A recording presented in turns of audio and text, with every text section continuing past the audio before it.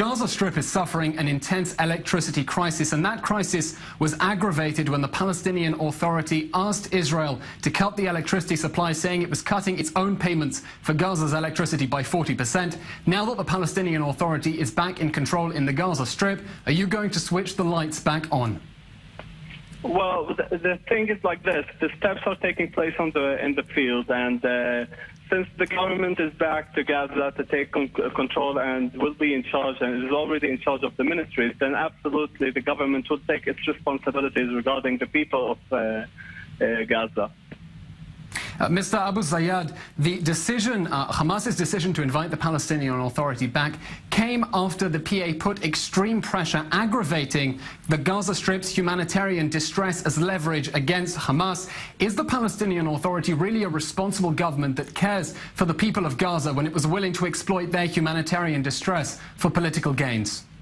Of course, the government is responsible, and definitely the Palestinian leadership takes all responsibility for the people. The problem back then was that since Gaza is part of the Palestinian state, legally speaking, the government is the one that should be in charge of the services and the responsibilities for the people. Now, at the time of the division, the government was not allowed to function and work. Now, with this agreement signed with the Egyptians being involved in it, and allowing the government to function as it should be, this solves most of the matters on the ground, including the electricity and all other issues that, or basic services that the Palestinian people needed.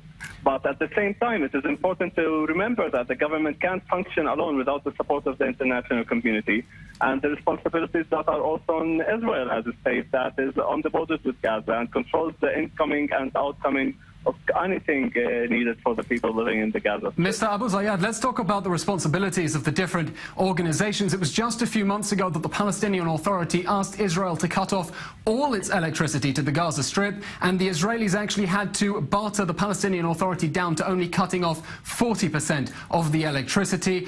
Is this not an outrageous violation of the human rights of the people in the Gaza Strip? If Israel had decided unilaterally to cut off half of Gaza's electricity, you'd be accusing them of crimes against humanity, would you not? No, this is not accurate. You're showing as if the Israeli government was trying to do a good thing for the people, and the PA or the Palestinian leadership was doing the opposite. The decision back then was not to cut off all the budget that is specialized for the people of Gaza. Actually, the majority of the Palestinian budget, when speaking about the government, goes to the people of Gaza.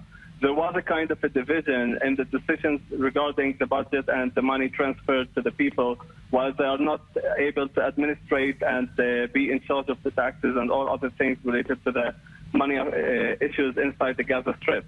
Now, since this is solved, I don't think this exists anymore. It wasn't a decision violating the humanitarian law. If you want to speak about humanitarian law, the responsibility of supplying all the services needed for the people relies on the state that is occupying or putting a siege on any geographic part of the land.